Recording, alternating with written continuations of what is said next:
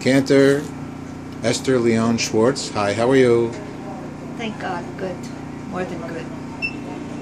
You're here in New York. You're usually in Los Angeles, is that right? I live in Los Angeles and I've been invited to New York for International Peace Day. And why were you invited here, Well, do you think? I think it was perhaps invited because I'm on the board of directors with the United Nations Association in Los Angeles chapter, the biggest chapter. I'm an ambassador for peace. I was appointed. And I'm a child Holocaust survivor. And I have a story in a book that's out with Barnes & Noble. And I bring the Torah to the people. And the Torah that you bring Yes. is this Torah right here? Yes. Which is so gorgeous. And, It was wrapped in that box. in the box you Yes. carried it from Los Right. Angeles Yes. and brought it here to share. We're on a boat. Robert Slaughter's having an evening event actually to help to raise some money for Syrian children that have been displaced. And so tell us, Holocaust survivor is quite a thing of unto itself. How did that happen to you? Where were you living that happened? Well, this is 1939. My mother's from Vienna, my father's from Poland, and the Nazis invaded. And my parents were on the run in 1939, and they were put in a detention camp in south of France, in Gurs detention camp, to be shipped off to Auschwitz. And they made a pact that if they were to be separated, and if they could, on a Fridays meet, if they got out, one of them, at a postal in the village there. So my mother was very beautiful. My mother was in Siena, and one of the Nazi soldiers very much liked her. And he helped her actually out, and when she was in line ready to be shipped off to Auschwitz. Yeah. And all of a sudden, one Friday when she's there, walks in a frail man, and she didn't recognize him. It was my papa. So then they were on the run, and they ended up in south of France, in an alley. And my mother was ready to give birth. And there was a church, and my father banged on the door, and the nuns came, and they took my mom in the basement while the planes were above, and they took a chance. They were true nuns, humanitarians, and I gave birth. So my mother gave birth to me in a basement of a convent. So I was basically not raised by the nuns, but we always were hid out in churches, and the music is what I think got into my DNA. And then we were on the run all those years, and then when I was 4 years old, we were running from the Nazis and to the Swiss border. And when we got to the barbed wire fence, my father tried to, with his hands, cut out a hole, and he couldn't do it. And they were shooting, and I never saw my papa so scared. He was never scared of anything. Anyways, and he picked me up, and he looked to the heavens, and he said, "Save my daughter, she'll always serve you." And he threw me over into the arms of the Red Cross, Swiss Red Cross. And my mother got over, and they shot him, but he got over. In 1948, when we came to America finally, and we were on the Queen Mary. It's the Queen Mary, right? In Los Angeles. Right. and with hundreds of other refugees and children. And when we neared the shores of New York, I saw this most beautiful statue in the water, and I felt like it was saying to me, "You are safe. You are in America." And I held on to my papa's hand. My papa was my everything. And I knew that one day I want to do something good, something to help. That no child should go hungry, not have a cuddly bed to sleep in, not have medicine, to have a good life. That's what God intended, human rights for everybody. And it was difficult because at that time the kids, when I arrived and to go to school, they called me greenhorn. It was just not like now. Now kids, when a refugee comes, they're very ingratiating. Come over to my house, I want you to be my friends. I was ostracized totally. And that's a long story. There's a lot more. I'm sure.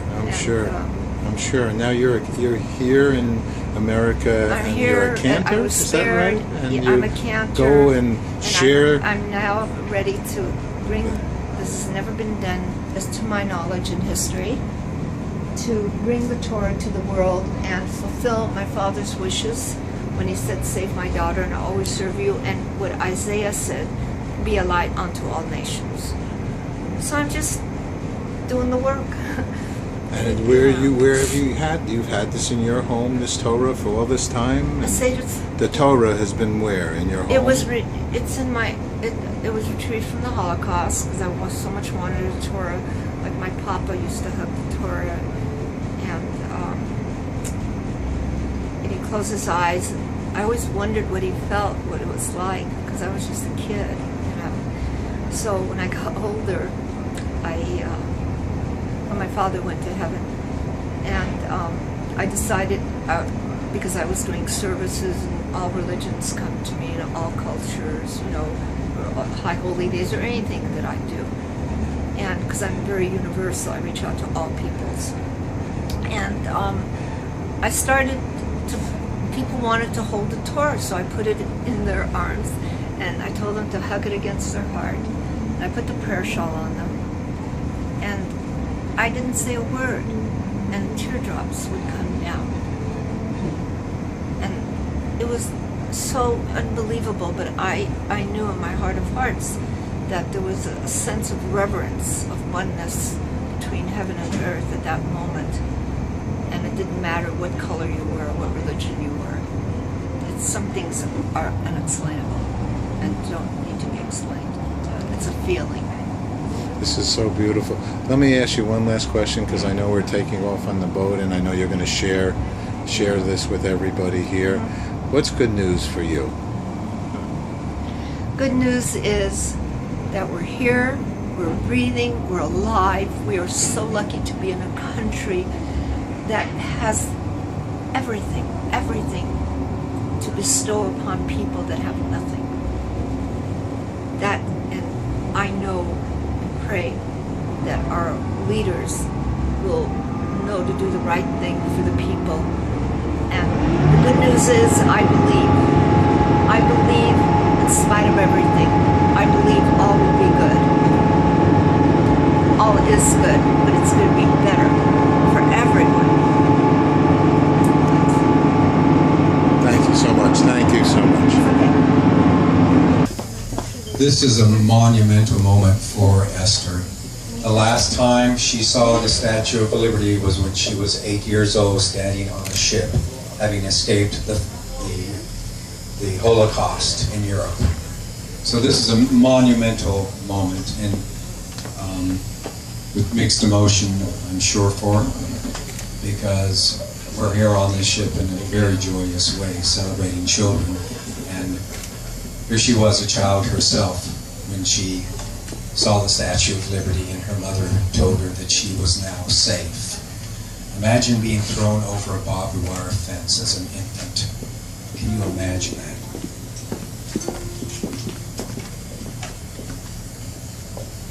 I will sing for you the prayers that were on the ship that I heard, and the prayers that my papa taught me. He always first put on the prayer shawl.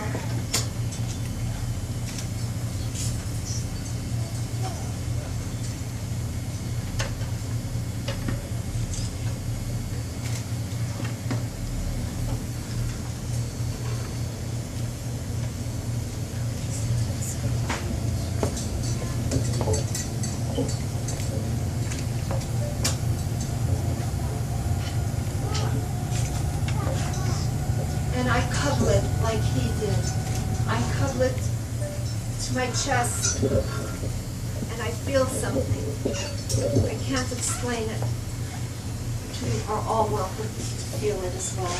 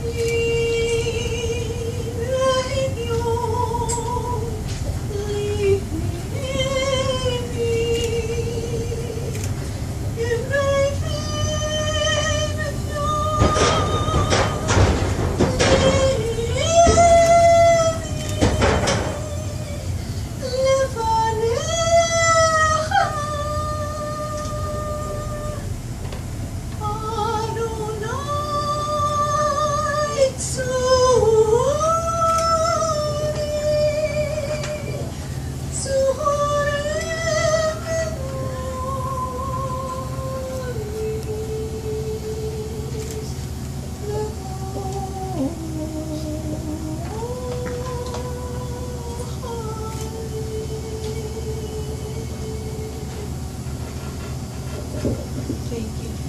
Thank you. This is for the world.